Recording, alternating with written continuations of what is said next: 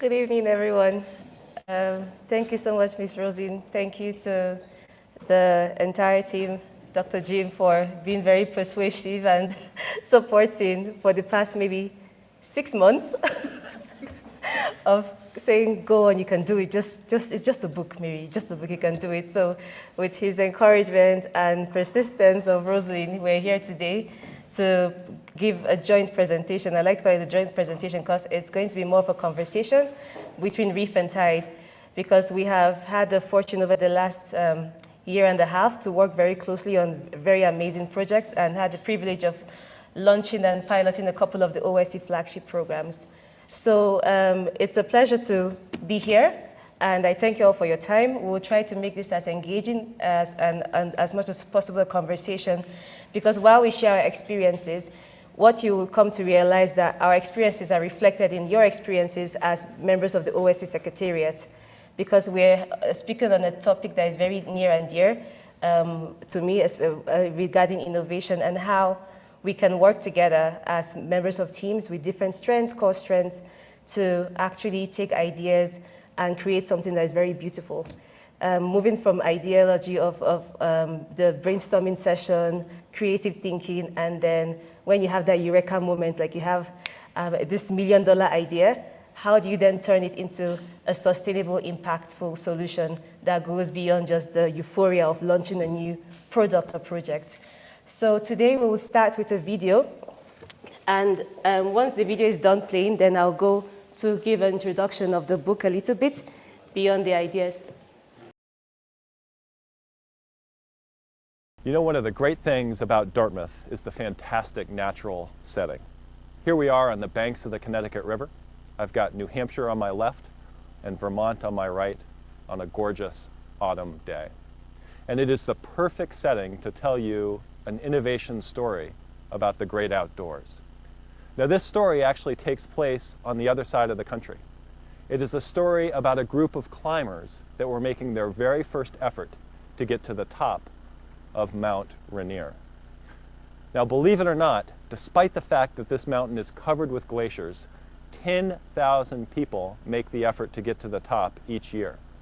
And it is probably the world's most difficult climb that is accessible to novices, just so long as they're accompanied by an expert guide.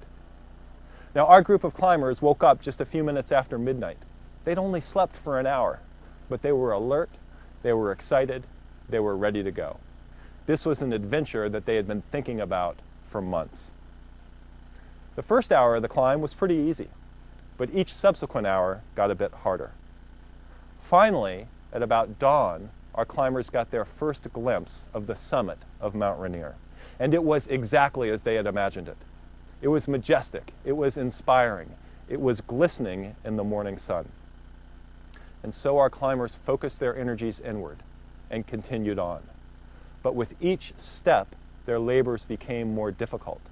Muscles ached, and the air became thinner, and the climbers became dizzy. And some of them began to contemplate the very real possibility that they might not make it to the top.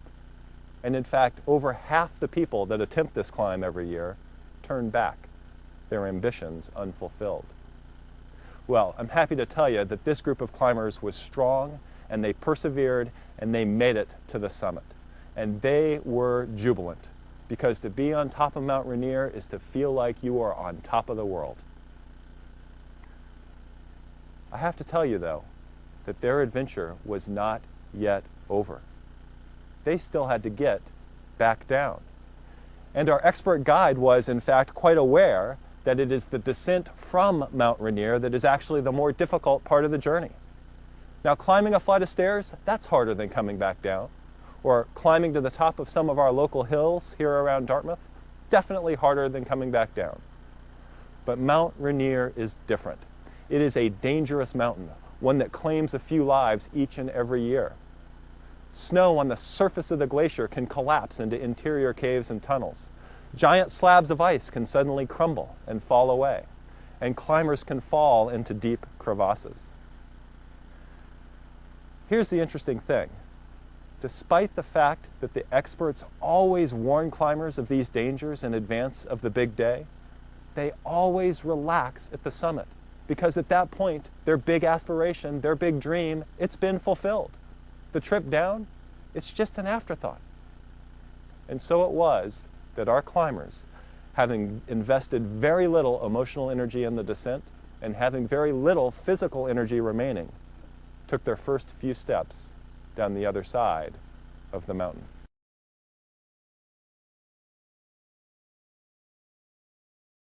Well, this is a story that you actually get to finish yourself. If you're an optimist, you probably imagine that the climbers, despite their lack of preparation, make it down okay. And if you're a pessimist, well, I guess you imagine that they fall into a deep crevasse, never to be seen again. Either way, here is the point of the story. There is a Mount Rainier-like summit in every innovation journey. It is the moment when you say, fantastic idea, that is it, eureka. Let's make it happen. And getting to that moment can involve years of work, years of scientific research, months of building prototypes, financial analysis, strategic analysis, market research, endless creative brainstorming sessions. And when you finally get it, when you finally have that perfect idea, it feels great. But of course, an idea is not enough. After the idea comes the other side of innovation. That's execution, getting from big idea to big impact. Unfortunately, most people overlook the other side of innovation. They think it's behind the scenes dirty work. And that's a shame, because as it is with Mount Rainier, it is the other side of of innovation where you'll find all the hidden dangers and all the unexpected stumbling blocks. So, did we all follow the video?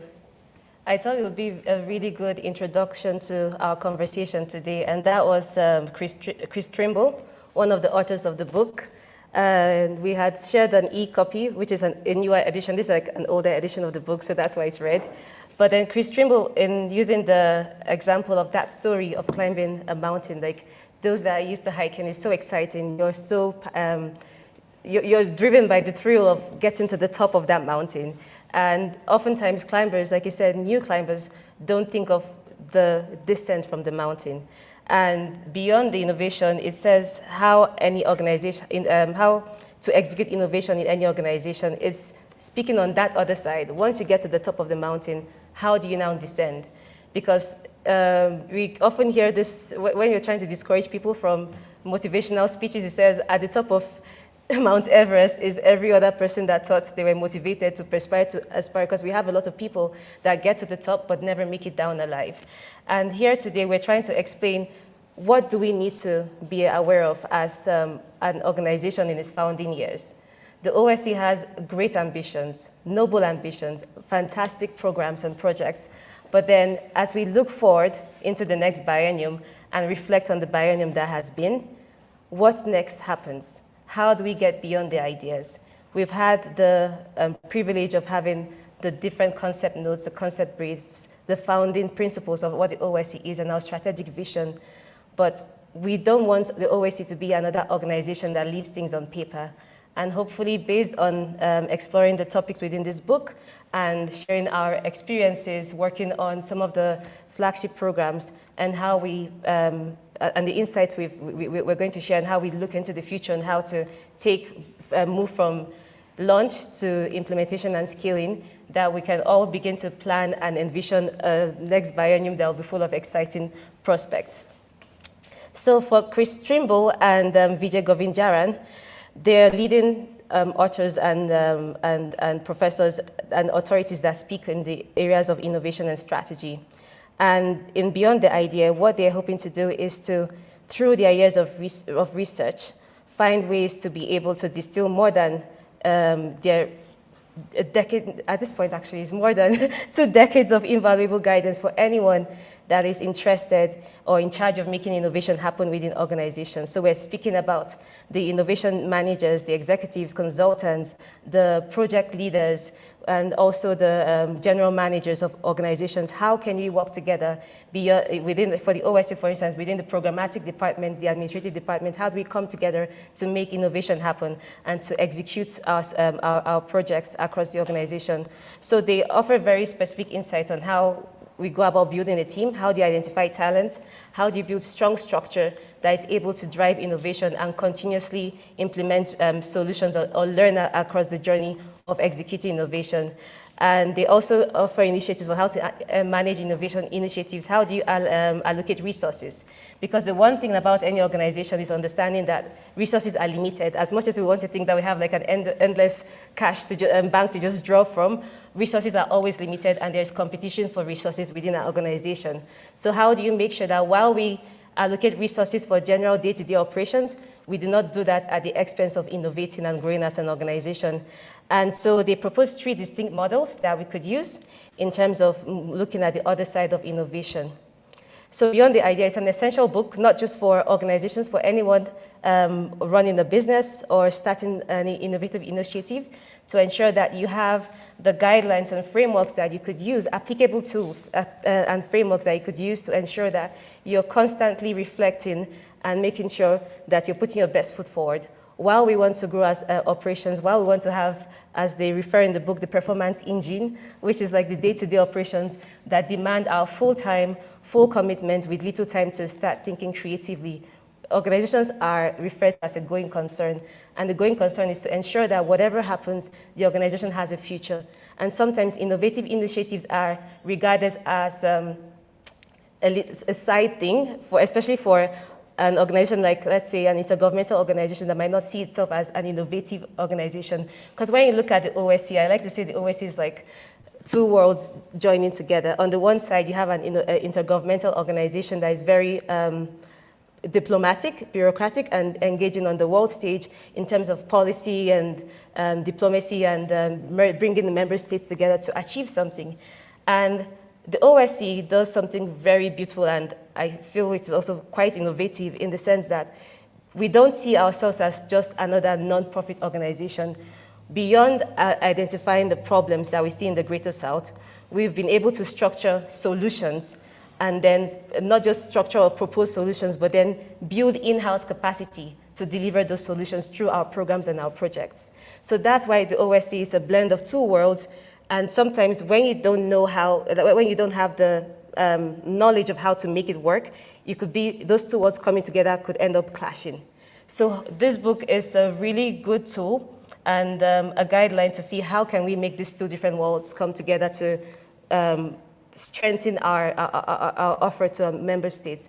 How can we leverage our strengths rather than the differences that oftentimes clashes when you're trying to innovate execution in an organization? So just to paraphrase Thomas Edison, he says, genius is 1% inspiration and 99% perspiration.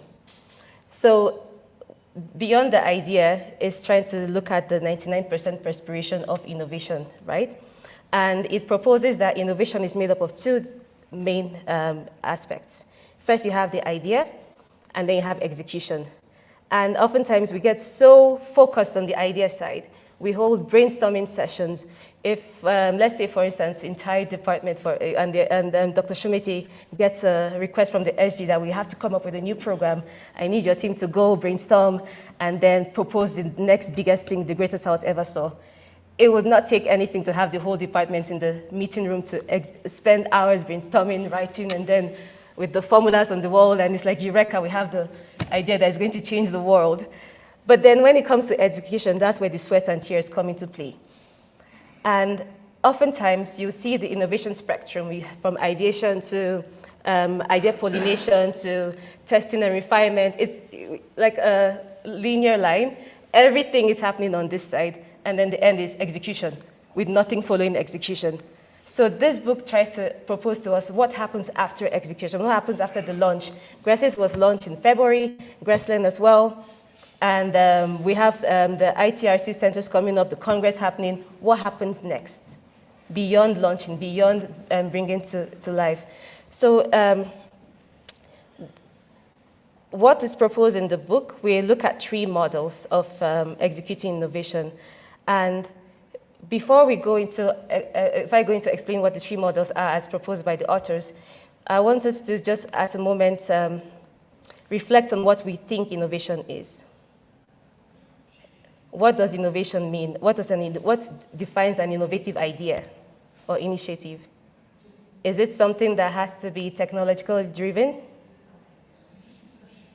Something new? Or within your department, what innovative initiative do you think happens within your various departments? This is not just programmatic departments, operational, administrative. What innovative initiative are you currently working on?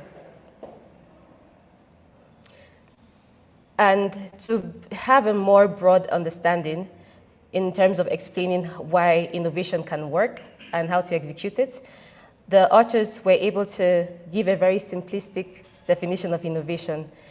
As innovation initiative is any project that is new to your organization and has an uncertain outcome. So by design, most organizations are not built for innovation. They're built to, like, if it's a for-profit business, they're built to make sure that they have a future, going concern, to make profits. If it's a manufacturing, they're built to make sure they're running smooth operations. And the time for innovation is often something that comes up as a need, right? If, let's say, for instance, your competitor has released a new product, then you think, oh, let's start innovating now. But then innovation has to be integral in what you're doing within an organization. And it doesn't have to be this novel idea. It doesn't have to be like a new technology. It's just anything new that your organization is doing right now. Let's say, for instance, in admin, we had recently the SAP introductory training that is supposed to help make operations run smoother. That is an innovation that's coming into the running of the HR and administrative operations. For instance, even in the Book Talk series, let me use that as an example. When we started the Book Talk series, we've had different changes happen over time. As more people participated in the Book Talk series, it changed in how we're running the Book Talks. We've seen different ways of the Book Talk series being run, from Dr. Lamko's very interesting creative book talk series that brought in the drama and the arts into explaining the book with Dr. Jean-Pierre. It was an innovative way of having the book talk happen, to Dr. Adrian, who introduced coffee at the book talk series. That was his own way of innovating within the book talk series. So innovation is something new that has within the organization. It doesn't have to be something grand that it's going to cost lots of money. So when we look at innovation within the OSC and our operations in our different departments, we can see that not all innovative initiatives are difficult to execute, but then there are innovative initiatives that are small and incremental that can happen on a day-to-day, week by week, month by month, and are easier. So on the spectrum of implementing innovation, you have from easy to hard. And on that spectrum is where you have the 3 models of innovation, which the book proposes. So the easier it is, that's where you start with the first model of innovation, model S. The medium difficulty in executing it, you have the model R, and then the harder innovative initiatives fall under the model C initiatives. So what then do we mean by model S initiatives? So we I don't know, there's this term that is used a lot in the corporate field where we say, my organization has a culture of innovation. We hear that a lot. We see it on profiles. Your company profile, we have a strong culture of innovation in the OSC. You have a strong culture of innovation in Zemen Bank, right? But what does it really mean? Because organizations like to feel like, oh, everybody is innovative. All the staff across all departments are innovative. In the way we attend to our clients, from customer relations to product development, product design, we implement implementation on every step of the way. But then when you break it down to the very bare minimum and the day-to-day operations, how do you execute innovation within an organization in small incremental ways? That's what Model S tries to present, or what it proposes. So Model S is for small initiatives that are quick win projects that can be integrated into your slack time or your spare time. And they give this example of Google. So Google, maybe 10 years ago, 5, 6, 10 years ago, had this really creative way of ensuring that they have innovation happening throughout the organization, where they said, for all Google staff, you are required or you're permitted to use 20% of your time on pursuing whatever innovative initiative you have. It doesn't have to even be tied directly to Google. So employees were given that 20% slack time to work on innovative initiatives. Because the way Google justified that, because a lot of companies are like, oh, should we be doing that? Maybe we should also have an innovative, like to drive innovation by saying employees should take 20% off of the time. Maybe like in a day, take an hour, 2 hours to go and work on your own thing. But Google was looking at it as a way to attract talent and retain talent in a very competitive world, especially in the IT sector. They wanted to have the best programmers look at Google as the place to be after, because to be a big IT tech firm is you have to always try to get programmers to work with, and programmers always have ideas, they always have side projects. So instead of having that compete with your own operations, let's just say do that within your spare time and it's fine. And that worked for a while. However, what was now realized is that even giving that 20% is not enough. So Model S was refined to look at how can we create motivation, motivate staff to keep thinking of innovation. How can we create an environment where staff or employees within an organization can take their spare time to say, how do I make my operations better? How can I improve on Grestis, for instance? Grestis has been launched, but then what next? Take self-driven initiatives to find ways of improving your programs or improving your process. That's what Model S does. And the limitations, while it's really good as a way of keeping the innovation alive within an organization, is that it's limited to the fact that how much spare time do you have? Even here with everyone sitting here in the room, at the end of the day, when you're done with all your tasks, or your to-do list, and you filled out the daily tasks and the weekly tasks, what energy do you have to go and be innovative on anything else? So that's why Model S has the limitations. It can only be used, or it's best used rather, in little innovative, in pursuing innovative initiatives that don't demand so much time or resources. When you need more time or resources, and it gives an example, let's say for instance, Pearl has this innovative idea she wants to work on. And she pitches it to Annabelle and says, Annabelle, you know what? We're going to start something amazing. Let's work together. This is it. And Annabelle's like, oh my God, I love that idea. Let's do it. We're going to push it forward and we'll propose it to, to the Secretary General.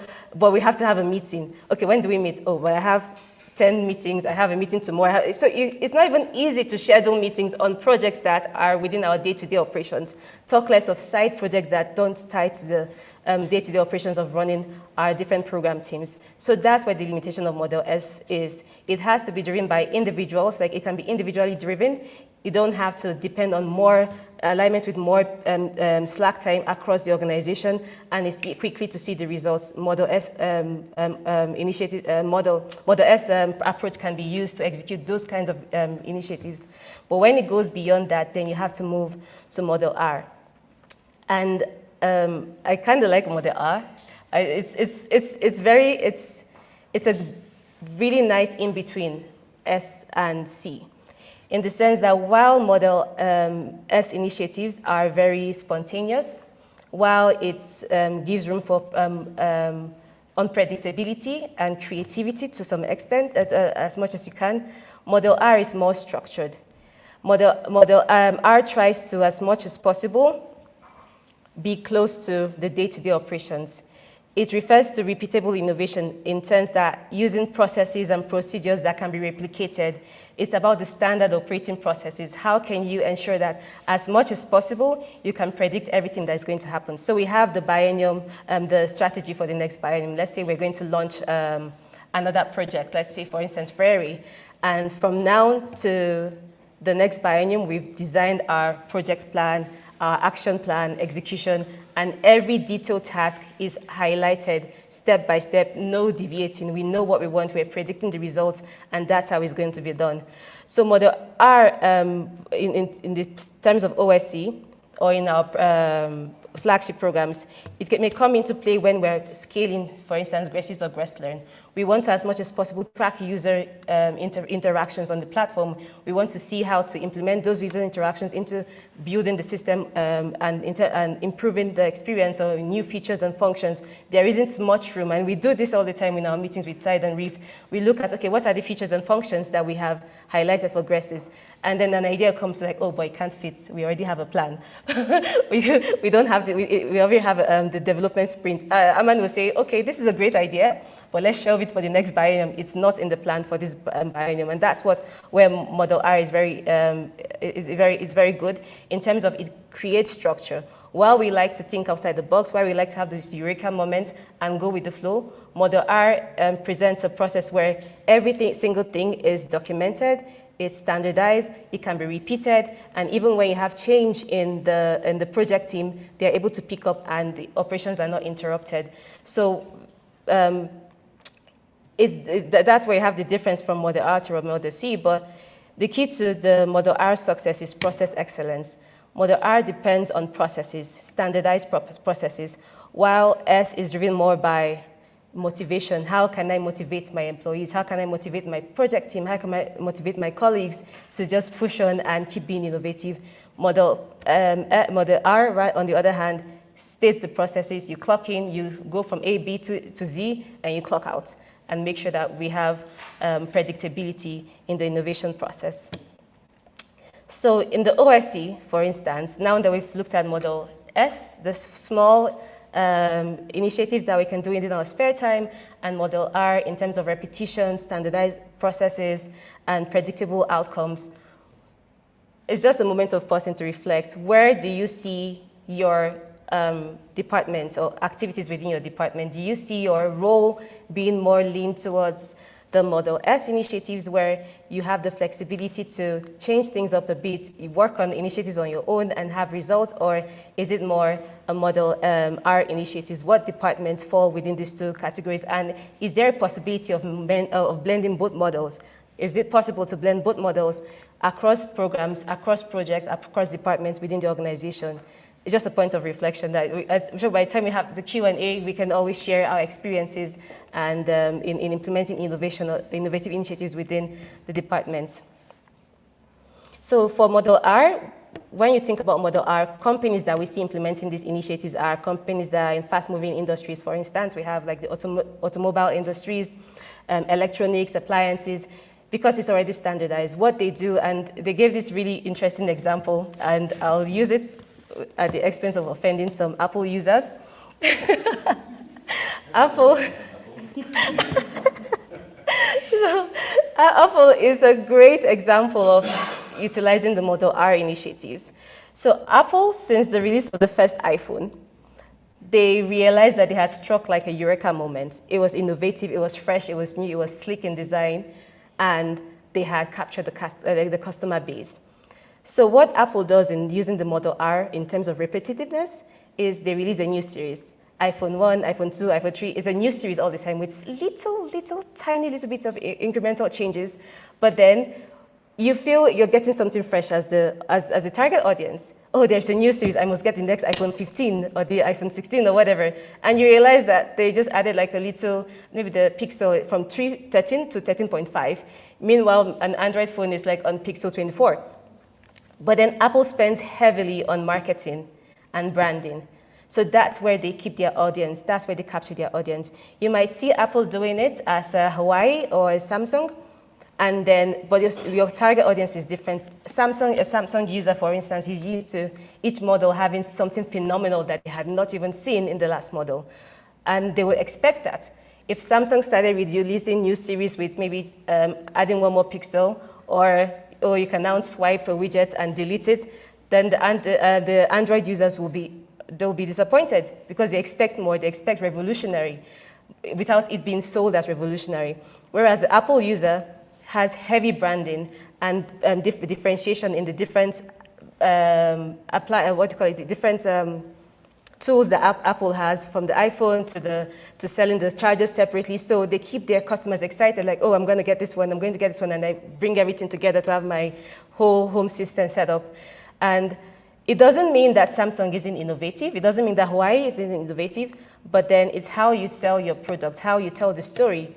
And Apple relies heavily on storytelling in selling their products. And that's why Model R would work for an Apple, but might not necessarily work for a Samsung that depends on always trying to prove that I'm more innovative than Apple. So when we now look at how do we then assign tasks and roles across the different models?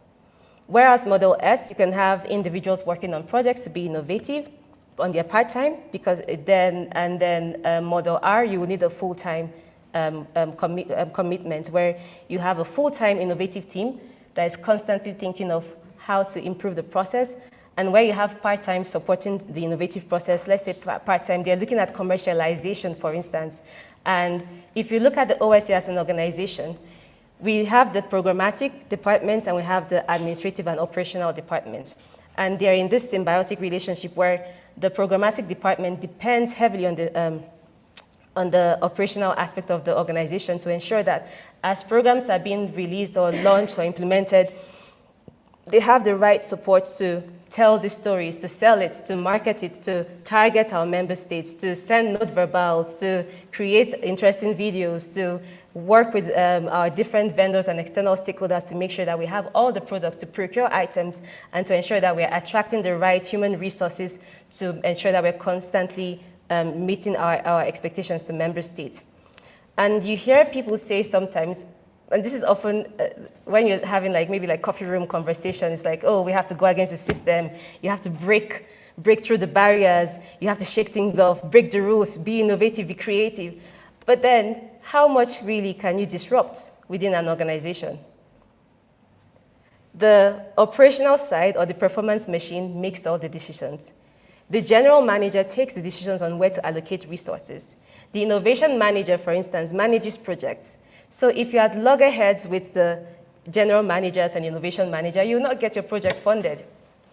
While we want to be as creative as possible, break the rules, create something innovative, there has to be a really good close working relationship between the operational as well as the innovation management teams. And that's what the book proposes, that while we want to disrupt, we have to disrupt within a shared space of understanding and mutual respect. So that if I come to, let's say we want to add a new feature on GRESIS that is going to cost us way above our budget. But we know that with this feature, member states, they would love it. We will have 10,000 users a day. And we're so excited, yes, this is the one thing we didn't have on GRESIS, but we need to pay $60,000 above budget. And we write to the USG admin requesting for reallocation of supplementary budget. And he says, well, that's fine as far as the SG approves of it. And you have to go through the process of justifying why that is important. If you didn't have a good relationship, for instance, with the head of admin, he wouldn't even give the room to go to the SG. He will look at the budget line, GRESIS, how much was in this biennium? How much have you spent? Oh, you don't have the budget, sorry about that. However, based on how you manage relationships with your colleagues within an organization, you could go and have a conversation where the head of admin has the oversight of all the budgets and where there's underspent budget within a different programmatic team and say, oh yes, you want to do this, this is fantastic. However, you don't have the budget in GRESIS, but I can see that OLA department, for instance, is underutilized and we can allocate some resources from OLA to GRESIS. Let's have a conversation. I'll schedule a meeting with the Secretary General. That's how collaboration works within an organization to ensure that the innovative process is not sidelined. Because again, there are limited resources. But how do you ensure that out of those limited resources, there is still some resource being allocated to innovation? Most times, operations would suck up most of the budget, but then innovation needs to keep happening beyond just launching. We've launched GRESIS, so it might seem like, what else could you possibly need? You already launched GRESIS, why are you asking for money? But then there's still things to be done on GRESIS, on GRESLAN, to take the product to the market. That's where heavy spending comes into play, and the advertising and process improvement, or releasing GRESIS Beta 2.0 or GRESLAN Beta 3.0, and so on and so forth. But it's based on how you interact and have a relationship within the organization. However, there are limitations with Model R, as well as there was with Model C, where Model R is rigid. Because the more perfected your operational process is, the more you standardize your operation, the more perfect you have your day-to-day processes where it's just plug and play, anybody can come in because it's a standard process, the less innovative you can be. That rigidity is the limitation of Model R initiatives. And that's when you come to Model C, where Model C looks at the initiatives that are harder to execute, that require more resources, that take more strategic thinking. And sometimes Model C initiatives comes from executive level decisions to be able to even be the ideation process starts from the executive level before a team is dedicated to that. And Model C initiatives usually have to have a dedicated team and strategic vision as well. So most times organizations kind of shy away from Model C initiatives because of how much it's required to execute. And it's usually for large transformative projects. And I know I said I really like the idea of the Model R in terms of you just have to keep repeating the same thing, but then a little bit of innovation here and there, especially in the founding stages of an organization, because as much as possible for the OSC, we're in our first 2 years. While we can be disruptive, we also need to build structures for sustainability. We also want to make sure that we have our operations in check, that we know what we're doing at any particular time. The administrative department has structured the different programmatic teams or the budget across the organization and has the limits that it's working within to ensure that we get to the end of the biennium without falling short of achieving our goals, right? However, for Model C, it reminds us that new projects require new structures. It requires new roles. It requires even new cultures to thrive. And it deals with transformative projects. So I don't say the irony, but the interesting thing about the OSC is I think every single one of our programs and projects are transformative initiatives. So while it might be very difficult, not so difficult, but hard to execute using Model C, we need to utilize that. We need to have a blend of these models in the OSC because we're disrupting a lot. We're disrupting the way education is done through our BIE approach. We're disrupting development through the aspirations for a third way of development.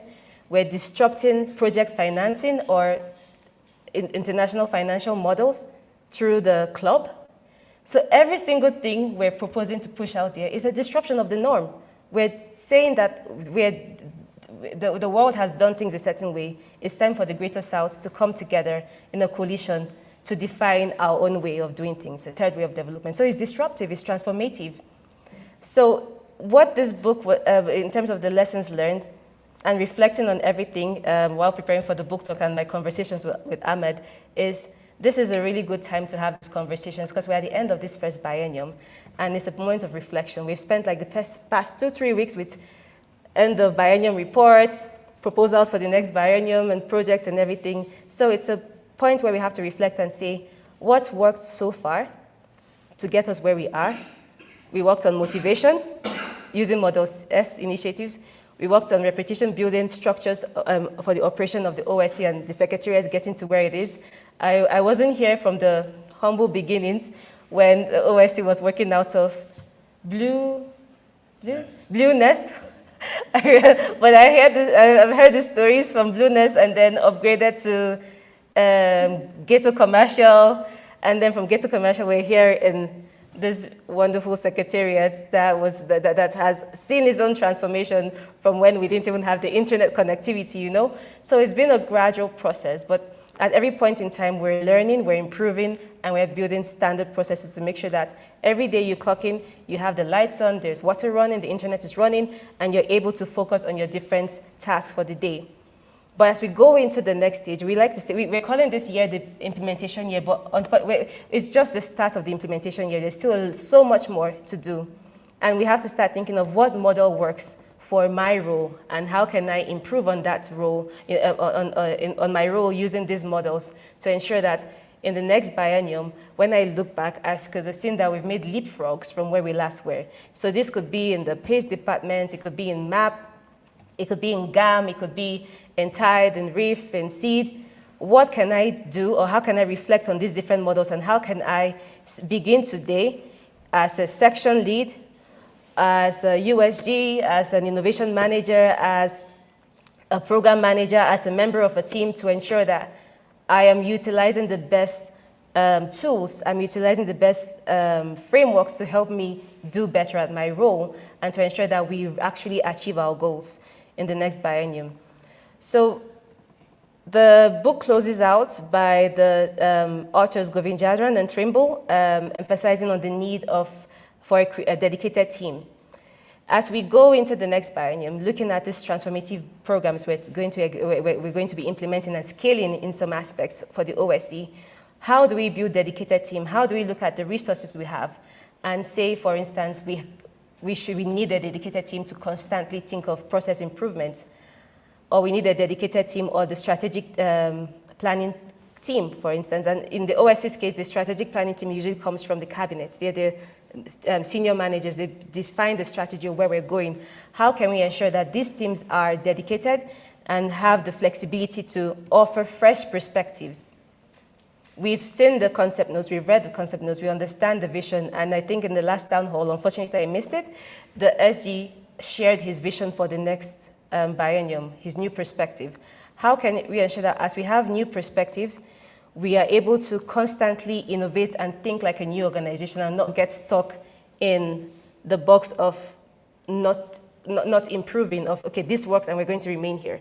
And that's the funny thing, even for model R, which is repetitive, but incremental little bits of innovation. And that's something we have to be very mindful of, that we don't get stuck, that we don't want to hear anything outside of what we already know. We're open to constantly learning from lessons, and also rewarding progress, rewarding efforts, rewarding and motivating contributions from members of staff, rewarding and acknowledging the contributions that we make every day as members of team, as members of our staff. We want to feel that sense of encouragement, like, yes, you did something and it's contributing to the collective goal of the organization. Most importantly, the book advises and emphasizes, like I had previously mentioned, on the importance of maintaining partnerships across the shared staff of the organization, building healthy relationships, building strong relationships across the programmatic departments, the administrative and operational departments, and making sure that we're working together to advance on the goals and aspirations of the OSC, because we depend on each other. The success of the operationals and the day-to-day administrative teams is also tied to the success of the programmatic teams. It's like I said, it's a symbiotic relationship. We depend on each other, and having those strong, healthy relationships will help to ensure that we stay aligned in our vision. And having the right combination of dedicated and shared staff also helps to ensure that innovation is not isolated, but then is something that is integrated into the broader goals of the OSC. And the book closes out by saying that the principles of innovation and executing innovation, while we want to create a space or an environment to have a strong culture of innovation, we also have to make sure that we apply discipline. Again, any organization, every going business has the mandate to ensure that there's a future for the business. You have to manage your resources, you have to allocate your financial, your human resources, and make sure that different programs or aspects of the organization have the right support to thrive, and also to continue to support innovation as well, to ensure that there is, as you control experimentation. While you say at the beginning of the biennium, you have every programmatic department, every department as a whole has their departmental budget. You have an allocation of 150,000, 120,000. It's controlled. That's what you've been allocated. That's how much risk we can take. In the Model R initiative, for instance, it builds gateways along the way, so that if we say we've spent 90% of our, or let's say 40% of the budget and there are no results, we close the project. We can't take more risk. You know, so it has to be within a controlled space. While we create room for experimentation, it needs to be disciplined. You need to have an innovation manager that is able to hold his team to account, to ensure that we are using resources appropriately, and to ensure that we're constantly evaluating and learning from the results and adapting accordingly. So at this end of the biennium, as we reflect on the progress on the KPIs, what lessons are we learning, and how do we adapt for the next biennium? So again, the authors argue, just in closing, that as innovation leaders, we should also look at evaluating our teams not on rigid outcomes, but then seeing how we can adjust and improve. So it encourages innovation managers not to kind of like punish for lack of performance, but then rather acknowledge the attempts that has been made. The results are unpredictable. Sometimes we have uncertainty. We set KPIs. We might not always get it 100%, but then rather than focusing on the 30% that we did not get, we should be able to motivate our teams and acknowledge the 70% that has been achieved and lessons learned in the process. So how do we apply all this to the OSC? The principles laid out in the Beyond the Idea, it provides us with a roadmap for the OSC as we push forward in the next biennium. And it gives us an opportunity to focus on execution by building teams, specifically teams that would be responsible for driving these programs. Dedicated innovation teams within departments, or identifying members of your team that have that drive or are self-motivated to be the champions of innovation that would now motivate the rest of the team, and also establish processes that could be repeated to create order and coordination within our different programs and operations, as well as fostering a culture of continuous learning. As we see with the Institute of Learning Management, how can we foster a culture where we create opportunities for staff to continue learning? Is it through staff trainings that HR will structure? Is it through webinars or seminars and workshops to ensure that you're building your team's core capacity? We should also look at the KPIs as not something that is evaluated at the end of the biennium, but a constant reminder of what our targets are. How do we customize our scorecards to see that we're constantly keeping our eye on the goal and on the ball, and evaluating our metrics based on what has been established, and focus on the learning curve as much as possible, especially for the OS in these founding years. We need to be learning as much as we're doing. So the more we push out projects, what are we learning? What lessons are we transferring to the next project, to the next program, to the next initiative? So for the innovation leaders, our management team, and those working on groundbreaking programs across the OSC, we must maintain an atmosphere of scientific detachment. And I know we've had this conversation. Sometimes we're having our REEF and TIDE meetings on different programs. And Dr. Yusuf always laughs at me when I say, I'm not emotionally attached to this, So we have to remove our emotions, because sometimes it might seem very heartbreaking when you propose an idea and then you've worked on it for so long, and the course changes. You get an email that says, oh no, we've gotten an email from the Secretary General, we're going in this direction. And then you just feel like, oh my God, we just dedicated so much time.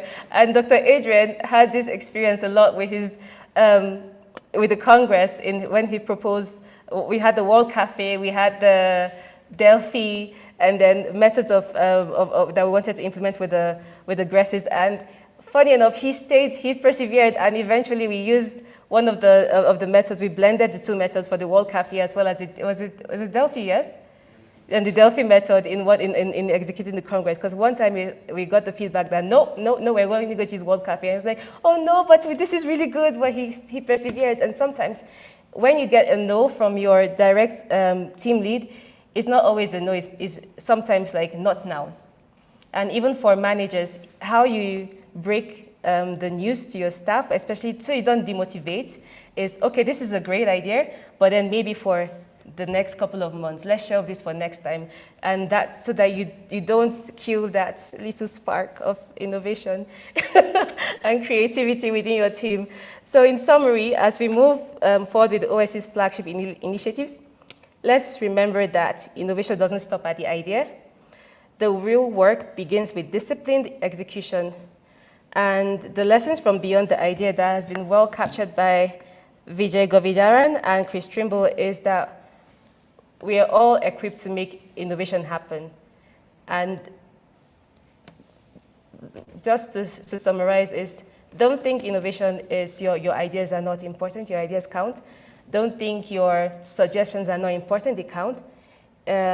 We all just need to create a space where we can share freely, we can be motivated to suggest things and not feel like there is no space for conversation.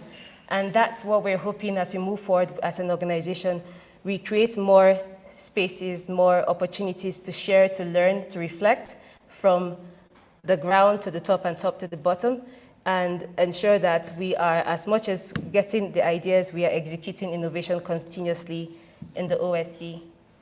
And we can finally say we have a strong culture of innovation at the OSC. Thank you.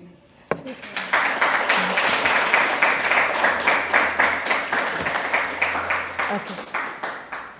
Thank you, Mary. Another round of applause, please.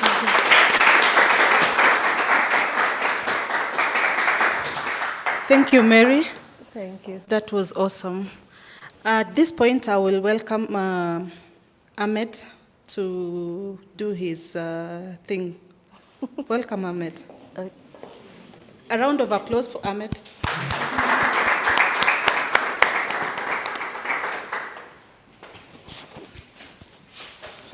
Thank you very much, and colleagues, welcome to this very interesting book talk session. And I think our colleague Mary has done justice to this book.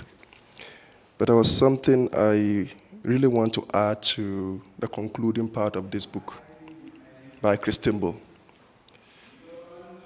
It says that failure is not an option in innovation, regardless of the challenges. Now, I know, irrespective of the projects that we run in this organization, we are bound by the 4 or the quadruple constraints of projects, which are, she mentioned, resources, but most notably, and taking it from the project management concept, we talk about budget, we talk about time, we talk about quality, and most importantly, scope. Let me digress a little. Beyond the idea, and for that matter, how to successfully execute an innovation, if you ask me, forms the basis for the success or failure of an organization. Now, research, arguably, I might be wrong. If you look at the concept of the 4th industrial revolution, it says that about 99% of innovations fail. And just about 90% of innovations fail. And just about 10 become successful. Isn't it strange? The millions of billions of dollars that many organizations spend on innovations, and yet just 90%, or shall I say 90% of these innovations are the ones that becomes failure, and just 10% of them becomes success. Now, relating it to this book, the failures are usually related to so many issues, but key amongst them are what she mentioned in the book about an idea and the execution.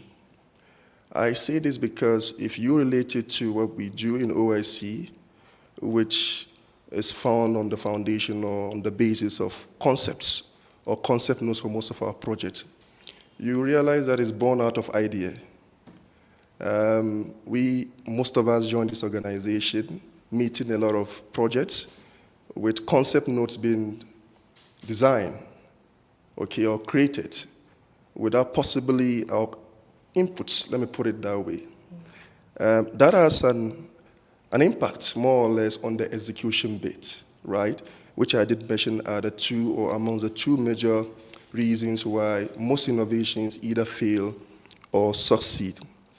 Now, again, it is important that we really look at the ideation. Very, very important, in the sense that it is what has prepared us in this bind, 2023-2024, as an organization, so that we can successfully move into the execution stage, which we look forward in the next bind. Again, the book talks about what I call the SRC. And for those who are familiar with universities, when you say SRC, you call it the Student Representative Council. I use that to remember these concepts because they are very important when you talk about the book. She spoke about looking at innovation being small, which is very, very important. It doesn't take a huge group of people to make something happen or an idea happen. It could just be individuals who could have very beautiful ideas that can be implemented, and that can have very huge impacts on the projects of the organization. Mary is one example who always comes out with very interesting ideas. Whether it's been accepted or not, I mean, she did mention, it's painful when the idea is not accepted at leadership level, but it's fine. So again, back to the concept or the 3 components of the book, or what the book talks about when it comes to innovation. Small, I mean, all of us here are great minds. Individually, we can even create projects. I believe the projects for the next bind, some of them, I would say, are born out of individual ideas from this room, right? Repeatability, very important. I mean, as she did indicate and explain thoroughly in the book, part of also the principles, or shall I say, the components when it comes to having a successful innovation. And lastly, she did mention in the book about custom also being key in terms of having a successful innovation. But largely, I would want us to come back home about how we can successfully execute most of our projects. And when I say this, I don't just mean, as you saw in the book talk announcement, not just grasses or grassland and grass-fed. Please, this cuts across all the departments. It is very, very important that we really look at, in terms of the conceptualization of the projects, in terms of the ideas that were born out of a certain problem within the global south, what we now call the greater south, that we intend to come out with innovative solutions in order to create impacts in the lives of people within the greater south. Maybe to drill it down to the projects that both REEF and TIDE have implemented, I would like to say that in that regard, and referencing to this book and looking forward to the discussion, it's been a long journey when you talk about grasses, grassland, and hopefully with the lessons that we'll learn from grasses and grassland, we would possibly have a very successful grass-fed fair lunch. If you look at how we came out with the ideation on the conceptualization, which for me is very key in any successful innovation, you do realize that the whole component of the concept or idea is a machination of individual ideas from different people who have seen the issues within the global south, particularly for grasses where we talk about democratization of knowledge, and for grassland where we want to provide e-learning resources to students or beneficiaries within the global south. And ultimately, at the end of the day, when we talk about grass-fed, it's showcasing all these innovations that we are talking about, and even inviting others who have wonderful innovations that we don't know about within the greater south to come and showcase some of these innovations within the fair. Again, like I said, the journey has been interesting from the ideation, and maybe to go deeper into the technical bit when it comes to the technology, innovation, and utilization, enhancement department, and REEF, using grasses or grassland as an example, there has to be a business case for developing any idea or innovation. And for grasses, we believed that democratization of knowledge within the global south is very, very important. I believe in itself is a business case. It's a start of the idea that we can see was the genesis of a project like grasses. Then we go into the brainstorming session where we plan, we look at the resources that we have, we allocate some time to see what is possible and not possible, and then subsequently a product is born. Thankfully, that happened in this bind, and I'm sure all of you were witness to the launch of grasses and grassland. But like the book said, that is just the first step. The key objective is to create impact out there. It's to get it to the member states who have mandated us to make sure that these innovations are out there to create impact and to solve very, very peculiar and pertaining issues within the global south. Unfortunately, executing a project, I would say, is the biggest challenge when it comes to how organizations succeed or fail. It's easy to come up with the idea, arguably. It's easy, technically, to create the product. But trust me, when it comes to the execution or implementation on the ground, The dynamics are so complex because the environment is not an easy playground where you have different demographics, different stakeholders, different conditions. Just to bring you back to one of the challenges we have anticipated across most of the innovations, such as grasses and grassland, as well as grass-fed, being the case study, and we'll discuss other projects. One, I'm sure you would all agree with me when it comes to technology or technological innovation. Within the global south, one of our biggest challenge has to do with internet service or network infrastructure. Now let me give you some very interesting statistics. After working in the international development space for more than a decade, I would say across the agriculture sector, the education sector, even the mining sector, when we develop innovations and we try to get them out there, particularly when it comes to digital innovations, the research showed that averagely, about 8 to 9% of most users on the ground who want to use this technology have access to what we call smartphones.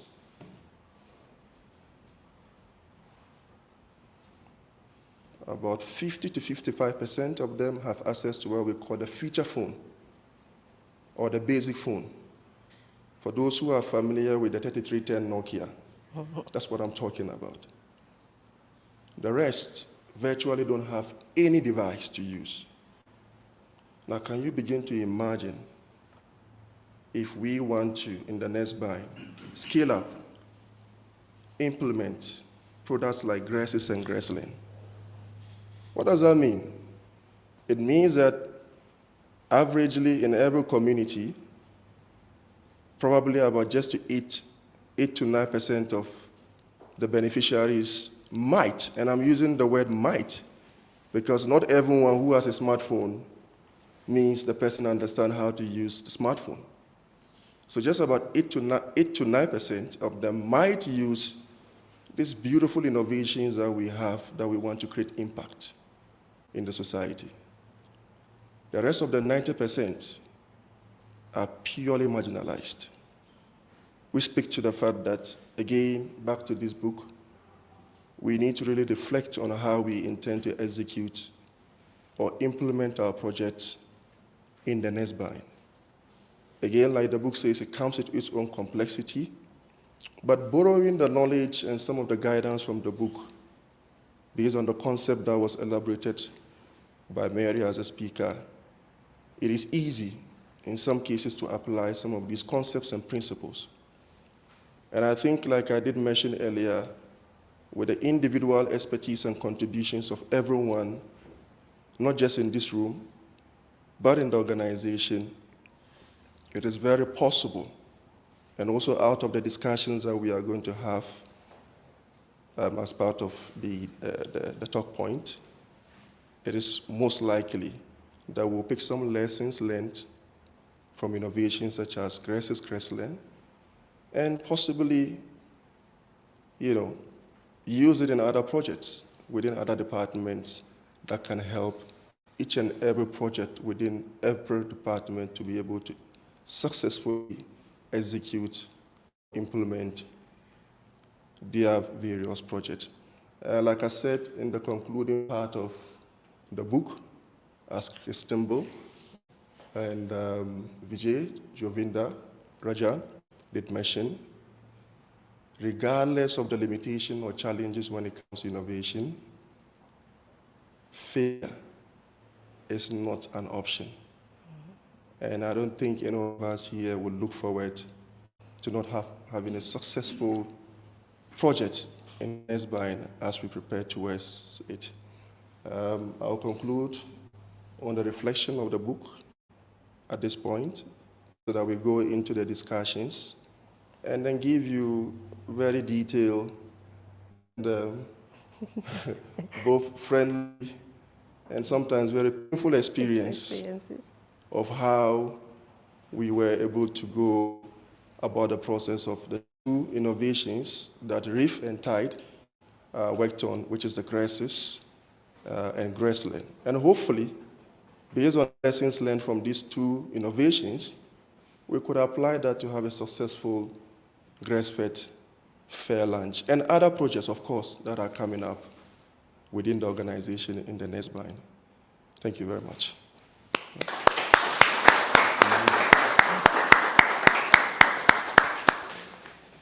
Thank you very much.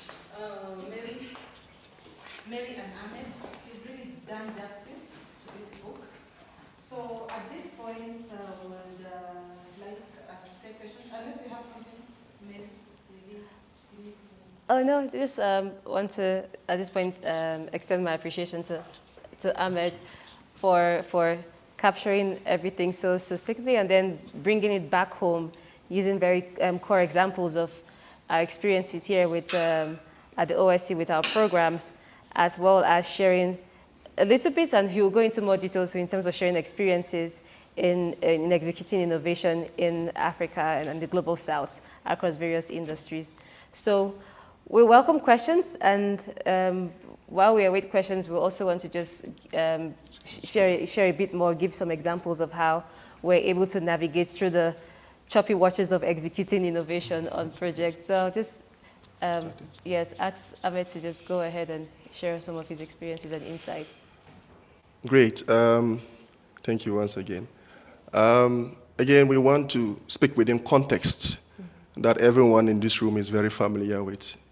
We did mention in the announcement of this book talk that we will focus more on grasses and grassland. I must say personally and with the team that the whole life cycle development of this product has been very interesting, in some cases, and very challenging for those of us who have had the privilege to always report to leadership such as the Secretary General. For those of you who have had engagement with the Secretary General on reporting progress of products or projects, you know how he can be very critical about issues. And I would say sometimes even very positive criticism on how projects are ongoing. And most importantly for me, it's the constant dynamics and ever-changing requests in the development of these products. I must say that digital innovation or technology innovation development, it's something that, yes, comes with its own fun, but at the same time, undoubtedly, you cannot ignore the challenges. So like she mentioned, how did we start with grasses and grassland? I did remember the first meeting with the Secretary General at the, is it the... Skylight? No, the space office? Yes. Coast Space. Yes, right? I keep forgetting the location, right? Yes. So we had the privilege to meet the Secretary General for the first time, to give him an update on how we intend to develop grasses and grassland. We had a very interesting lecture from him for 30 minutes about how he sees grasses, the vision, and the impact. Sitting there and listening to SG, I was like, really? The concept note does not speak to what the vision of the SG really intends to achieve in the next 2 years.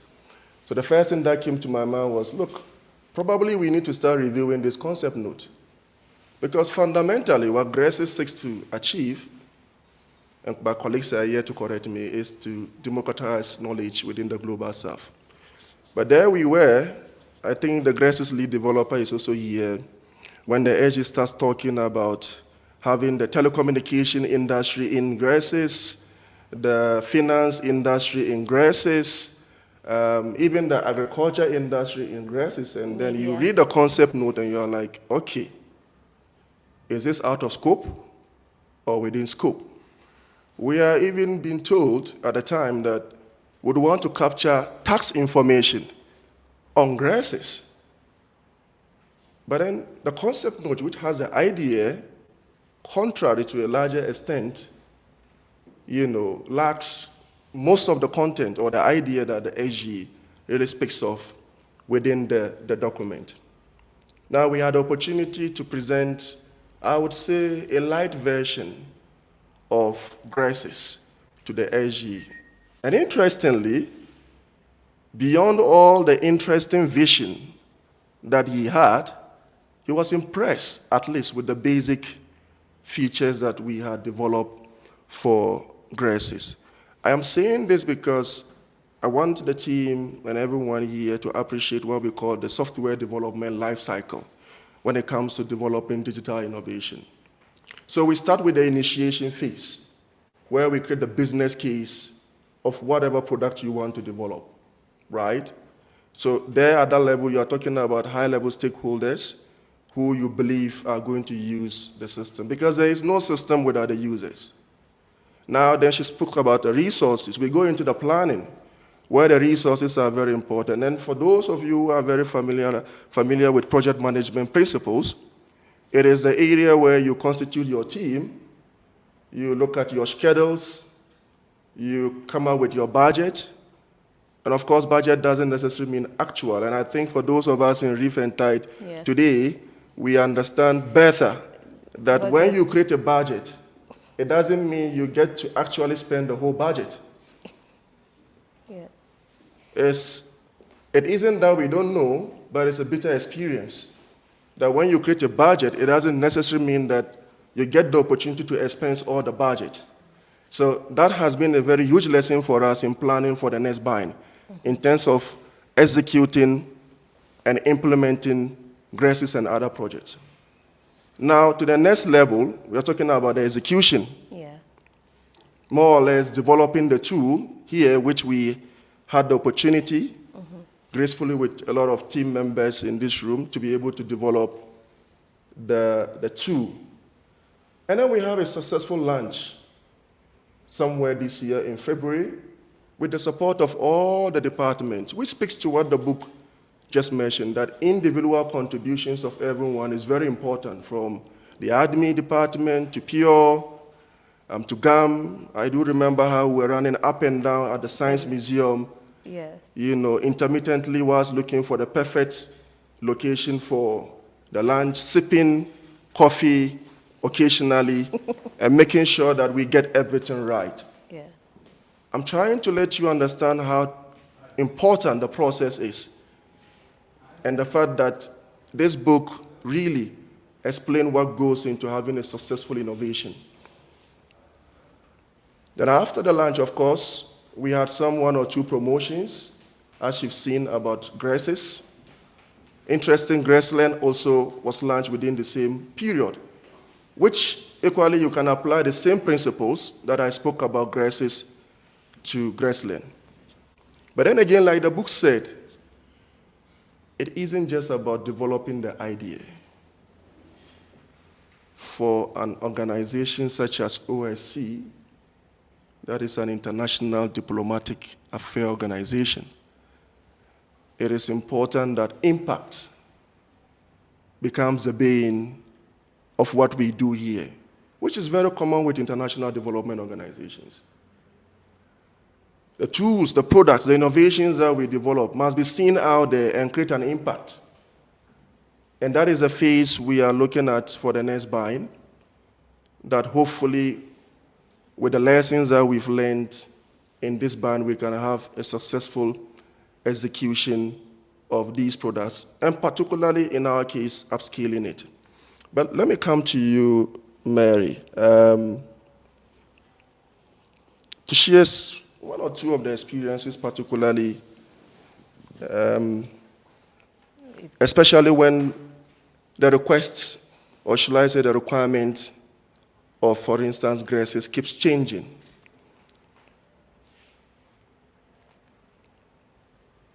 So let's take a practical example on the translation of GRESIS from English to the other 4 recognized languages of the OSC.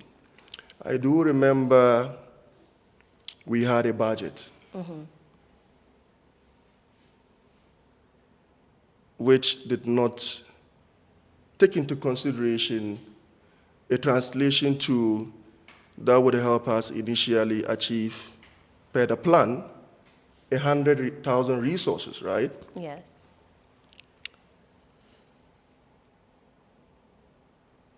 Upon realizing the challenge, I do remember we had the opportunity to present to the Secretary General. And in the process of reevaluating our plan to be able to have this 100,000 resources in the 4 languages, we did realize that the cost was even more than the budget of GRESIS. Now, in that situation, and per what the book talks about, how do we apply the knowledge from beyond the idea, right, in ensuring that we provide our innovative leaders, for instance, the Secretary General and the USGs, the necessary information, particularly from the conceptualization stage, which is the idea, to make sure that we capture all this relevant information, at least if it can be an estimate, in order to avoid some of the challenges that we experience this year in anticipation, or this bind, in anticipation of making sure that we have at least some reasonable, budget to be able to successfully implement and even scale up GRESIS to a larger extent for the next bind. Again, taking into consideration the lessons that have been learned from this bind, 2023-2024. Yes, thank you so much, Ahmed. I'll try my best to answer in a really structured way and speak within the context. As you mentioned, when we started out, the target for the number of resources we wanted to have on GRESIS was 100,000 resources. And we felt that was being very cautious in terms of what the expectations are. These are 100,000 resources that need to be translated across all the OSC languages: French, Arabic, Spanish, and then and as well as English. And at that time, we had not necessarily factored in the costs the cost in terms of scaling the resources across 4 languages. And we were depending on the first translation service provider, which was MedCat, and that was free. It was a free resource. Like, we could translate freely, and we were so excited to be able to move from manual uploads, because I remember towards the launch, and quite a number of our colleagues here in REEF can remember those very stressful days and tired when we had to manually upload resources. So I remember it was Dr. Shumite and Dr. Jacob said, we're not going to go until we upload resources. And they said, everyone get a target. And we were sitting there, they're like, no lunch, we'll order pizza in, just manually upload the resources. And it was such a strenuous endeavor, because we needed to have resources uploaded before the launch of GRESIS. At that time, we had just a few articles that were testers. And after like 4 hours, Dr. Shumete comes back to the room, how many resources do we have? And we're like, 8. He's like, what? It's like, no, this will not work. 8 resources. And I remember Mr. Juane. Mr. Juan was so excited to help, because he came from ERIC, he joined us, and he was there. And we spent, I think, an hour, 30 minutes explaining to people how to upload a resource on GRESIS, manually upload, because there was a learning curve. And one thing we realized in this biennium is that we're constantly working against time. We had very short turnaround time for high demands, and we had to learn quick, fail fast, learn quick, fail fast, and then just keep on innovating across as we went along. And then before we finally got the automatic translation pipelines on, and Betty joined us in January and was like, so our target for the launch is 20,000 resources, and we were just there, uploading resources just to make sure we had 20,000, and we had 25,000 resources at the launch in February. So the next thing is like, okay, this was possible. I guess it was easy. Scale it to 400,000 before the end of first quarter. I was like, what? How do we do that? And Emmanuel was working really hard with the rest of the development team to make sure we have extra translation pipelines, because with GRESIS, if we did not have to translate to any language, then we could get to 1 million in weeks. But because of the translation process, it slows down how quickly resources can be uploaded on GRESIS. And we had the meeting with OpenAlex and then got introduced to the OpenAlex platform. So that way, with OpenAlex, it's a digital repository with over 250 million resources and growing.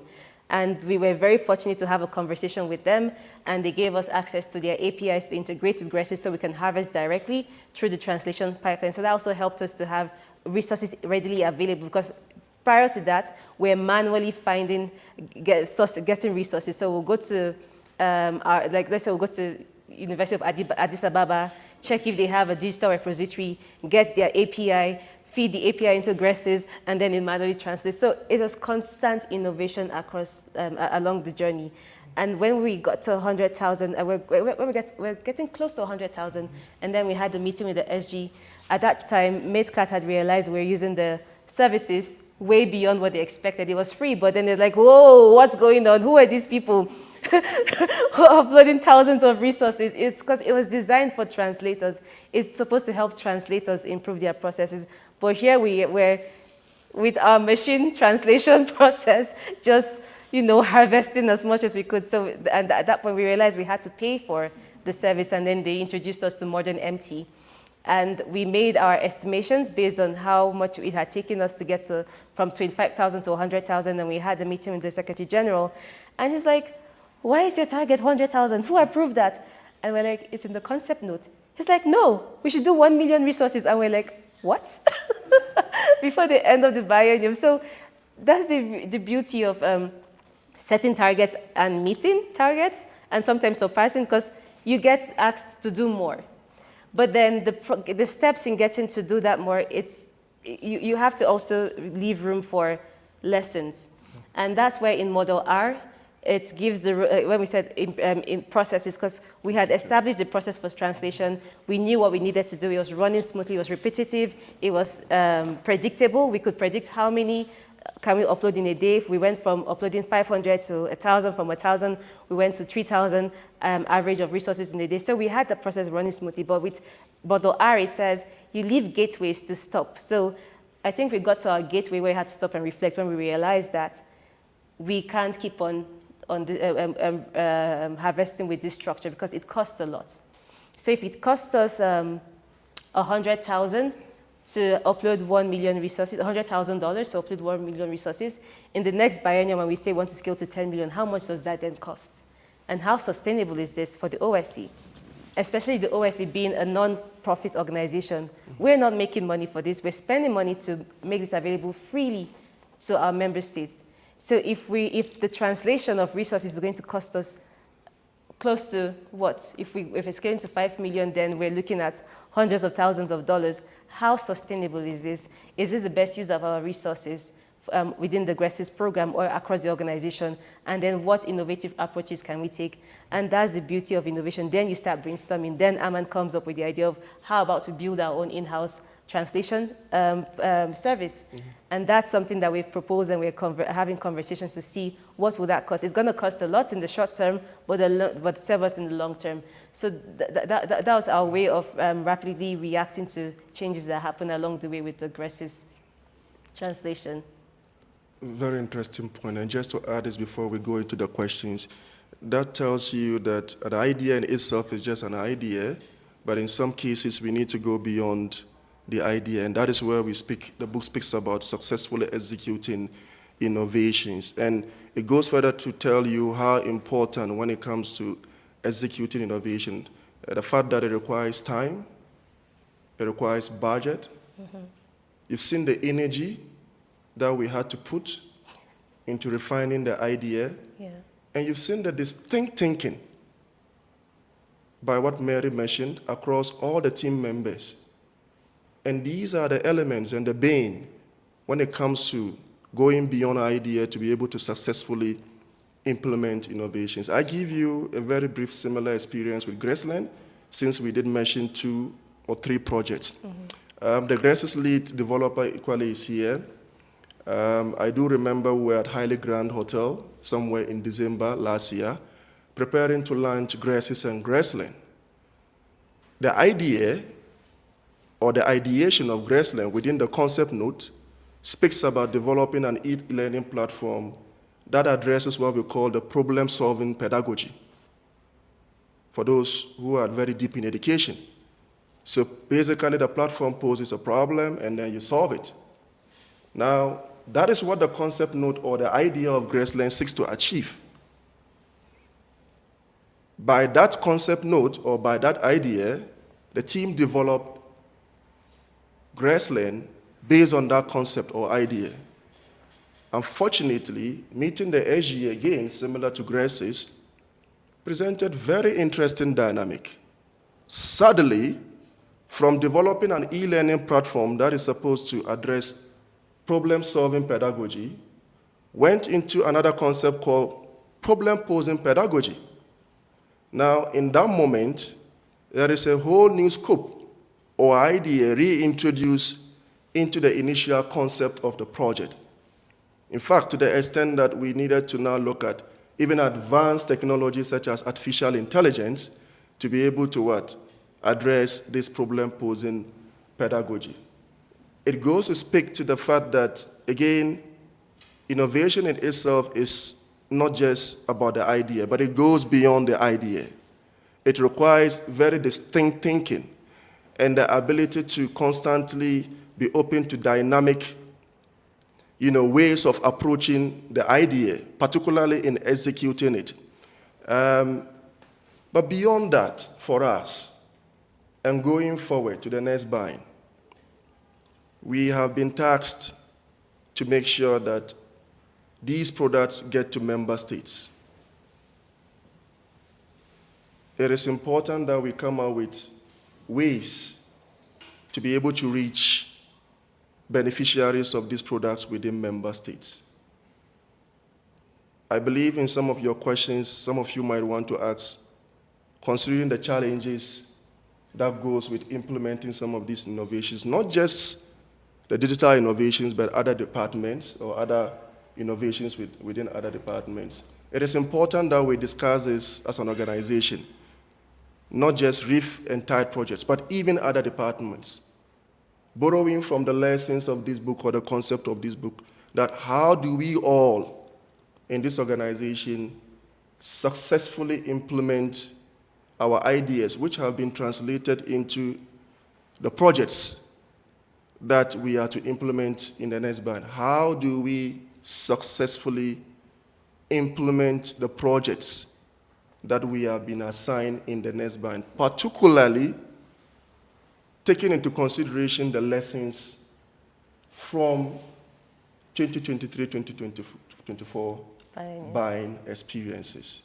At this point, I think it's important to give the floor to our colleagues to probably reflect and give us comments and questions, as well as comments.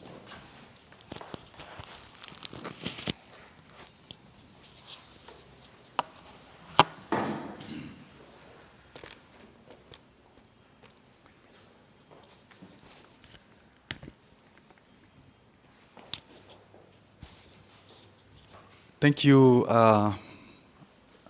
Mrs. Mary, Mr. Ahmed, for this great presentation. I think we are very, very edified by your presentation.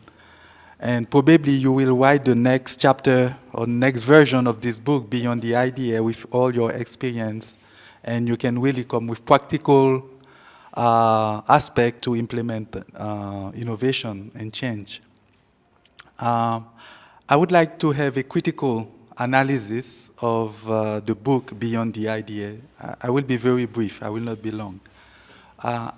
One of the problems I have with the way they present it is they consider innovation as an experimentation, and they make a dichotomy, or how do you say, dichotomy or dichotomy? Yeah. Dichotomy, yeah. Dichotomy? Dichotomy between the innovation process and the change process. And I think that's a major problem, because at OSC what we are want to do, as Mrs. Mary say, is transformational. We want to transform the education system. We want to transform a lot of things in the Greater South. Yes. So if the idea is transformational change, then we need we cannot separate the innovation process from the change implementation process. Actually, part of my PhD research is on implementation research, implementation science, how to make change in the healthcare system. And you remember last time we present one of my articles here. And the problem is that the main problem, I think, in my humble idea is the separation, this dichotomy, to consider innovation as experimentation, and when you have the change implementation process as a different process. And I think if you integrated the two, as Mrs. Mary say, the change, the transformation process should be a learning process. We are learning while we are implementing, and we are integrating this learning to improve the way we can make an impact. And I think another aspect as well is the model. They consider the model S, model R, and model C as separate things, and they have separate plans for implementation. But in reality, for example, in the healthcare system, part of my research is in the healthcare system, they happen at the same time. Concurrently, those three processes are at play at any given time. And when you separate them, it doesn't give you an accurate picture of the complexity of making change happening in the healthcare system, for example. And the other aspect I would like to stress is the governance aspect. So we are in a very complex governance system. Imagine OSC trying to implement change in 28 member states, different government level, different actors, partnership. It's a very complex system, and governance is very important. The governance, the vision, and I think that's very important that we can have a leader like the SG, Our Excellency, that have a great transformative vision. And then this is a very interesting vision, and we need a governance system. I think one of the key aspects we need to work on, not only we need to work on the innovation, I think innovating is the easiest part, you know, but the governance system that will facilitate this implementation process is the key, and we need to work on this governance system. It's a very complex. And then you have a top-down system, but at the same time you need a bottom-up system. I don't have the answer to that, but my gut feeling is that we will need an hybrid or hybrid, how do you pronounce? Hybrid. You will need an hybrid system where you combine the two, and the operational level that will implement the change, you need to have their buy-in. And you have a broader vision, but at the same time you let the operational level, the actors at their operational level to also get their buy-in, get their... Because a change is not, you think something and it will be implemented, every step will be implemented as you plan. In the real life, we know there will be obstacle, challenge. Every context is different, and you have to adapt according to the contextual factors. And also, our articles that we presented last time, what was the name again? The characteristic of the champion to implement change. So change do not happen in a vacuum. You know, change happen in a system, and change need to be facilitated. I don't see OSC as some organization that will implement change, but probably OSC will play the role of a facilitator in the change process. But for the change to happen, for innovation to be implemented, you need champions. How do you pronounce it? Champion or champion? Champions, or innovation brokers that will really facilitate the implementation, because this process needs to be facilitated in a complex governance system. And you need champions that can really be involved to facilitate this change process. So I talk too much, so I leave the floor for other people who want to ask questions or make comments. Thank you so much. Thank you.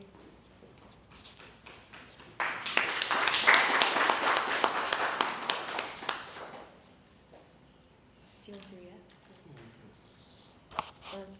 Thank you so much, Dr. Adrian. It was really great insights from you, your reflections.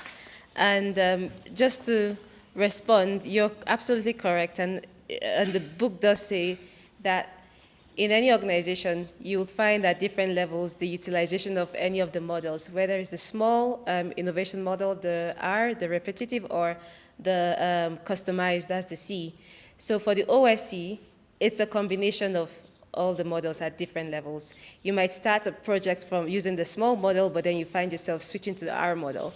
And as we gave the example with the aggressive development and how we had to have rapid innovation, rapid integration, and just responding to things as it happens, we had to be as creative as possible in the process of effecting the change. So it's not one thing, but one thing and then you don't utilize the other. What the book proposes is that know the right model to utilize to address the different issues. If you're looking at implementing innovation within a really small group, for instance, within a small aspect of the business operations that don't require so much resources, that doesn't require so much time, then you can use the S model. If you're looking at an innovative initiative that will require resources, time, and dedicated team, then you'll be looking at the R model. That's something that is repetitive. If you're looking at implementing an initiative that would require customization, where you have to have strategic leadership or a new team even developed, or even a new department being formed to implement that project, then the C aspect is what you would go for. You customize it, and a whole new department could be formed to implement an innovation project. And for the OSC, as you said, we have a transformative vision that is not just internal, but then we are internal looking outwards. We integrate, we have the environment and then the external stakeholders, which is our member states. And as you said, very complex governance structures. And Model C speaks about building the team. And that's first internally building the internal governance structure that would be able to bridge the gap across our various stakeholders in the member states, but then also building relationships that cater to the needs of the different member states. While we propose different programs that are based on identified challenges faced, be it in education, be it in project funding, be it in research, for instance, or higher education, we have to understand that the implementation, for instance, for GRESIS, or how GRESIS is used in Ghana would not necessarily be the same way GRESIS is going to be used in Palau. There are different contexts, there are different realities on ground. That's why the innovative process always makes sure that you leave room for the users to also have their own way of interacting with the platform, of how they utilize the platform. We have like a smartphone, for instance. The way I'm using my phone is not the way Annabelle will use her phone. I might be using my phone and not even fully utilizing all the applications and that are within the phone. But then for someone within the PACE department, there are different applications that would be very critical to them that I wouldn't even know I have on my own device, you know? And that's the unique perspectives that we have to always be mindful of as we execute or plan for executing innovation, knowing that the target audience have different needs, different tastes, different aspirations. And we also have to make sure that we build products or programs or projects that takes that into account. And as you rightfully said, Dr. Adrian, having those champions or identifying those champions is actually a question that the authors said they get all the time when they have this presentation on the book. They ask them that, okay, so how do I identify the talent within my organization? How do I identify the innovators? It's not just identifying them, but then how do you create an atmosphere and environment for innovation to thrive generally? So you can have those that are the champions within the department or within the organizations that will kind of keep people motivated. And how do you motivate those champions to keep being motivated is by, as the book said, creating incentives, recognizing contributions on an individual level, recognizing group contributions as a whole, and then also making sure that you show how the contributions are adding to the improvements or to the growth of the collective of the OSC as a whole. So thank you so much for your comments. I really appreciate that. Yeah.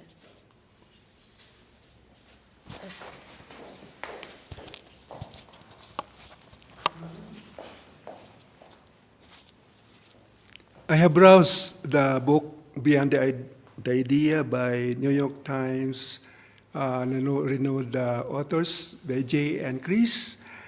And summing up, they say that we must build the business, or in the case of OSC, we must build the organization of tomorrow by building up the organization of today without hampering, without putting in danger.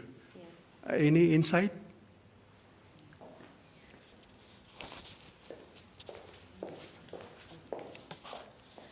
Thank you so much. Yes, I think it's a closing statement that was said, like, as we build the organizations of the business of tomorrow, we should ensure we do not do harm to the business of today. And the interpretation can be taken in different contexts across, like, the whole spectrum of innovation or operational management for an organization, whereas that for the OSC, for instance, we are seeking to make transformation in the world. And as I mentioned earlier, from education to health, to policy and governance, to financing and so on and so forth, is in everything we do as a social enterprise. This is going down to the founding principles of social innovation, is to create the best, the most benefits for the greater good.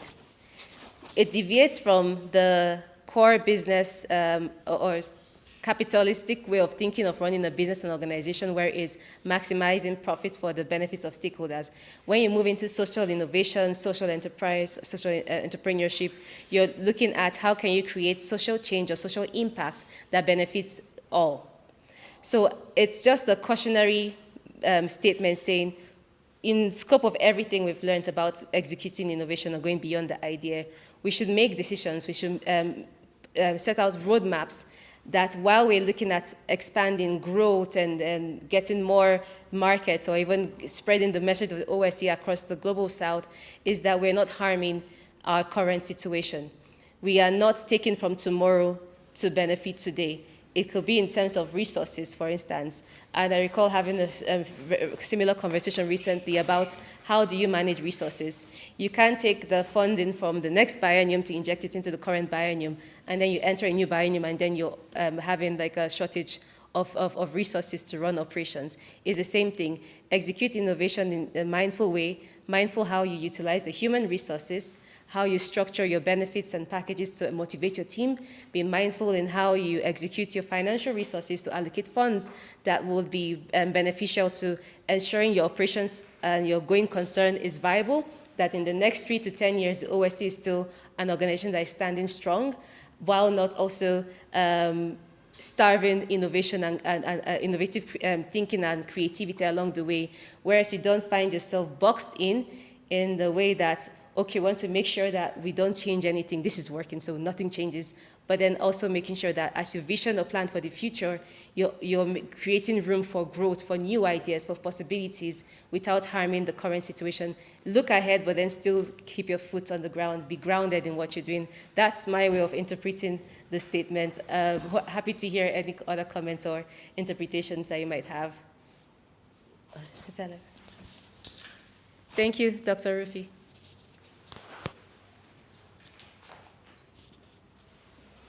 Okay, thank you for the amazing and wonderful presentation about the book. I wanted to raise some ideas about the strategies and the frameworks that are mentioned in the book when it comes to OSC.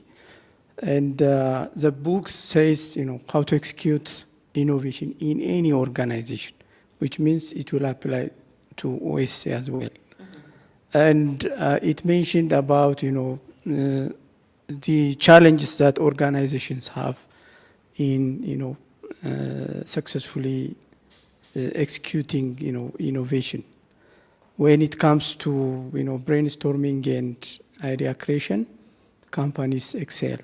But when it comes to execution, they are, struggling. And this book provides, frameworks, as you have mentioned, as you try to, align those strategies with the Organization of Southern Corporations innovations like Graces and the other projects we have.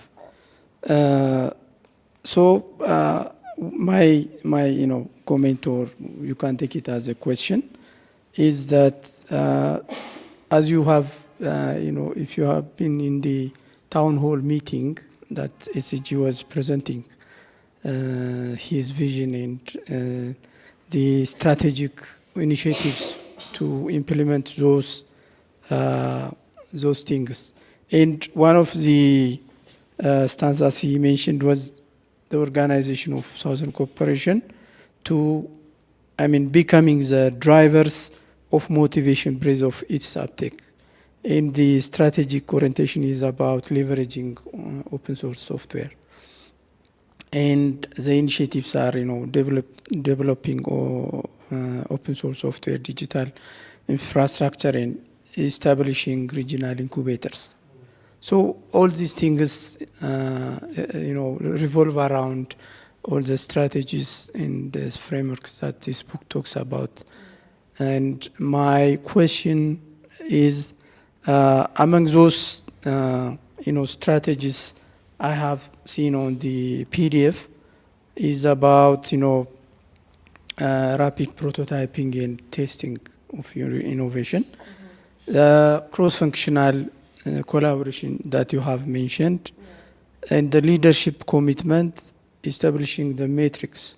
And the fifth one is creating the culture of innovation in the organization. So, since this book's strategy also works for OSC, do you have these strategies in OSC? Are we successfully executing these innovations that we have in TIDE and REEF using these strategies, or do we have any strategies? Because the conclusion of the book is having a structured execution of innovation. So do we have a structured strategies, execution in our organization? Are we taking some strategies from this book, or are we currently adopting any strategies? That's my question. Thank you.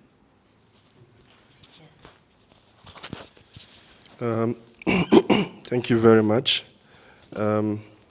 You're absolutely right, especially referencing it from the presentation of SG. I think to a larger extent, the book not directly giving you an idea of the open source technology or digital innovation, but I think it speaks generally to how you can have a strategy to execute innovation successfully. But I think your question is more on OSC. What is our strategy in terms of how we go about open source technologies? And I like your question or your point on the incubation bit. Truly, we thrive on what we call endogenous technologies. And basically, in brief, endogenous technologies are technologies that are initiated within a country, right? Through research. So that's the strategy I'm giving you, through research. And that's why in the TIDE department, you have two sections. One is the software research development section, and then the other section is the endogenous technology and digital infrastructure. So you see, it speaks to the research. That's a section of the research. It speaks to the research bit. So endogenous technologies are basically technologies that are initiated within a country through research, development, and demonstration. Now, not just that, but it should be adoptable within the context of the country. And by that, our principle in OSC, and for that matter, TIDE, is to build on open source technologies, as you've seen. So just maybe to re-emphasize that all our innovations are open source technologies. The reason being that we frown on proprietary softwares or technologies because they come with costs, aside the other security issues that we've noted, that most of the proprietary tools within the global north have their own, agenda. And so we thrive on open source technology, but again, most importantly, ensuring that security becomes the foundation of this open source technology to avoid any malicious activity or infiltration. And so GRESIS, for instance, is an open source technology. GRESLEN is an open source technology, and it speaks to all the other innovations that we intend to develop. But the interesting bit for the other section, like you mentioned, is the incubation hub. In fact, as you saw Ezgi's presentation, there is a whole project as a strategy designed to cater for what we call the incubation hubs. Some call them startups and all of that. And as part of the strategy for OSC and for that matter TIDE is to create this incubation center, I believe starting in Ethiopia. SG could recommend a different country where we would have, shall I say, fanatics in innovations or technology, or for that matter, open source technology that we would train. We will mentor. They will develop open source technologies, not just for maybe their countries, but other countries within the global south. And it speaks to the whole concept of indigenous technology, such that though it is developed within a certain incubation center in Ethiopia or any other greater south country, but it can be adopted in another country. So for the sake of time, it's important to re-emphasize what SG mentioned, that it's a strategy, but there's a clear strategy within the OSC to make sure that all our tools are open source, number one, and two, that in the next bind, we create an incubation center or hub to promote the development of open source technology so that it can help, people, fanatics within, or should I say, technology fanatics or innovation technology fanatics within the global south to be able to promote themselves and showcase what we are doing within the greater south. I think you can add a few things. Just in addition, what the OSC is doing, or the environment the OSC is creating for innovation to thrive, is reverse innovation. And when we talk about reverse innovation, it's as Vijay often speaks when he's talking about the 3 boxes, is how in this context for the OSC, the Global South, the Greater South, is creating innovative technologies or solutions that are now applicable in the Global North. In the past, when we talk about innovation or technology advancements, it's usually the Global North designing or creating products that they sell within the Global South. And over the past decade or more, a conversation started sparking within the Global South is, how about we innovate ourselves? How about we create our own solutions? The cost of importation, for instance, we all live here in Addis Ababa. We see how much inflation is driven by the high import duties on products that come from the Global North or come from other countries that are producing. And looking at India as an example, great manufacturing hub, China as an example, great manufacturing hub that was able to turn the tides around in terms of creating products that were now relevant and could be sold in the Global North. So that's reverse innovation, and that's what the OSC is trying to be the facilitator of in terms of creating these programs, creating this environment. And as Ahmed just shared, as mentioned during the SG's presentation, is incubation hubs where we should be able to incubate ideas that are reverse engineering the process of innovation, where the Global South is not dependent on innovation being determined or technology advancement being sold from the north to the south, but then actually having things of value that are applicable within the Global North as well, and globally for all of humanity, as the OSC often says. And the other part of your question, you asked if the OSC as a whole is actually executing innovation or using a specific model. Do we think the OSC has a strategy to successful innovation execution? I don't have the answer to that. I could reflect on it, but I think it's a point of reflection for all of us. Within your different specific roles across the different departments of the OSC, do you think that your work is determined by an identified, shared sense of innovation execution strategy? Is it communicated? Is there a strategy that you feel like the members of your team are implementing to ensure that we're executing innovation continuously? Is it understood by everybody? Or are you just finding yourself working within a space where you're going by your own inspiration to get things done? Again, time. OSC and our operations are very rapid. We work very quickly from task to task, that we often don't have the opportunity to pause and reflect. So while I said I don't have the question, but I feel it's something that if we reflect on, then we have the answers to. And one thing that the authors rightfully said is for any organization, no organization has 100% mastered any execution strategy. There's always room for improvement. With OSC as well, we've done our first biennium, there's room for improvement. We need to reflect and see what do we need to change, what can we do better.